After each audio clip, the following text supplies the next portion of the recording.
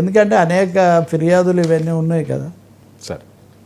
సరే ఎమర్జెన్సీకి 50 ఏళ్ళు, ఇందిరాగాంధీ మోడీ పోలిక, ఇదే ముఖ్యమైన విషయం కదా.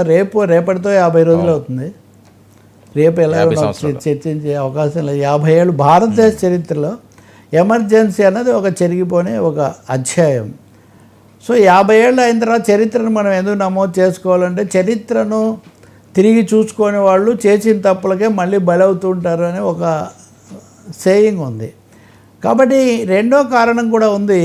అదేంటంటే నరేంద్ర మోదీని తరచూ ఇందిరాగాంధీ తర్వాత చాలా శక్తివంతుడు, మోస్ట్ పవర్ఫుల్ మోర్ పవర్ఫుల్ దాన్ ఇందిరాగాంధీ అని కూడా అంటుంటారు. సో ఇందిరాగాంధీ గారు అంత పవర్ఫుల్గా ఉన్న వారి హయాంలో దేశానికి ఎమర్జెన్సీ అనేది ఒకటి గుర్తుండిపోయింది. మరి అంతకంటే పవర్ఫుల్ ప్రధానమంత్రి ఇప్పటికే చాలా విమర్శలు ఎదుర్కొంటున్నారు. చాలామంది ప్రతిపక్షాలు లేకపోతే మీడియా వాళ్ళు కూడా అనేక మంది అరెస్ట్లు ఇవన్నీ అయిన వాళ్ళు అప్రకటిత ఎమర్జెన్సీ దేశంలో ఉందని చెప్తుంటారు కదా. How to understand both these phenomena అన్నది ఇక్కడ కీలకంగా చూస్తే, ఎమర్జెన్సీ అనేది నిస్సందేహంగా కాంగ్రెస్ పార్టీ దాని పొరపాట్లు, తప్పులు, అనేక ఆరోపణలు, వీటన్నిటి మధ్యలో ఇందిరాగాంధీ ఎన్నిక స్వయంగా ఆ ఎన్నిక కూడా రద్దయిపోతూ అలహాబాద్ హైకోర్టు తీర్పిచ్చాక ఆమె తన పదవిని తన ప్రభుత్వాన్ని కాపాడుకోవడానికి ఎమర్జెన్సీ పెట్టారు. ఆ రోజులన్నీ కూడా ఇప్పటికి గుర్తున్నాయి. అప్పుడు ఇలా మాట్లాడడానికి అప్పుడు టీవీలు లేవు, కానీ పత్రికల్లో కూడా సెన్సార్ తర్వాతనే పత్రికలు బయటకు వచ్చేవి. అసలు సంపాదకీయాలు రాయకుండా ఖాళీ పెట్టారు చాలా రోజుల పాటు. ఏం రాయాలో ఏం మాట్లాడాలో అని ప్రతిదీ కూడా ముందుగా సెన్సార్ దగ్గర అనుమతి తీసుకోవాలన్న తర్వాత, ఒకవేళ పత్రికలు చూస్తే కూడా ఇందిరాగాంధీ, సంజయ్ గాంధీ భజన తప్ప అందులో ఇంకేమీ ఉండేది కాదు.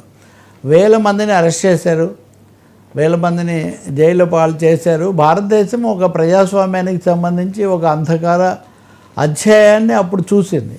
అన్నీ చాలా వాటిని నిషేధించారు. సినిమాలు కూడా ఆఖరుకు కిస్సా కుర్సీకా అనే సినిమా తీస్తే అది ఇటువంటిదే, ఈ అంశం మీద తీస్తే ఆ సినిమాని రాకుండా చేశారు. చాలా ఉన్నాయి ఇట్లాంటి పరిణామాలు.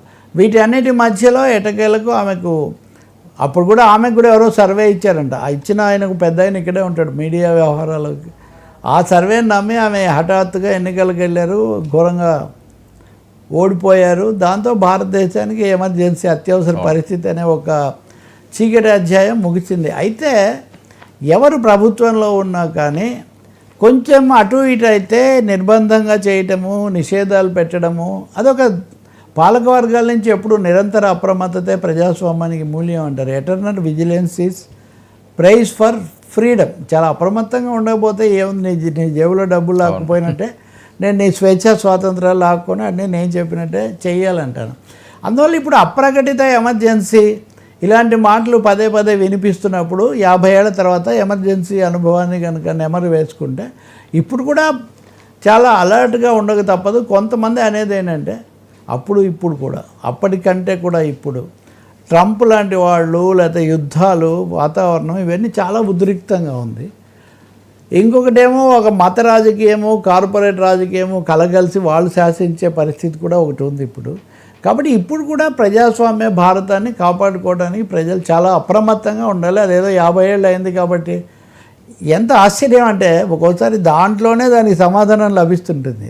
మీరు ఎమర్జెన్సీ 50వ వార్షికోత్సవం జరపండి అని కేంద్ర ప్రభుత్వం అన్ని రాష్ట్రాలకు తాకీదు పంపింది.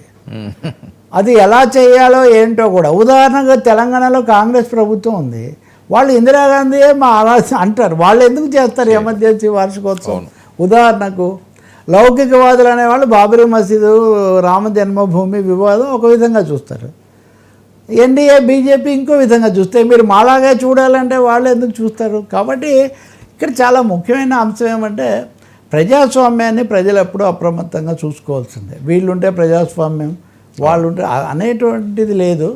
ఎమర్జెన్సీని ఓడించడం భారత ప్రజలకు ఒక పెద్ద విజయం అయితే అది ప్రపంచంలో అందరూ ఇన్స్పైర్ అయ్యారు. భారతదేశ స్వాతంత్రం వచ్చినప్పుడు అది కొత్తగా వర్ధమాన దేశాల స్వాతంత్రానికి ఊపిచ్చింది.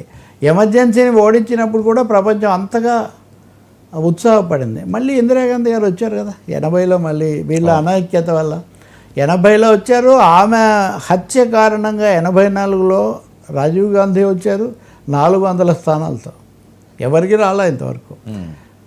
కానీ ఆ తర్వాత ఎప్పుడూ కాంగ్రెస్కి మెజారిటీ రాలేదు.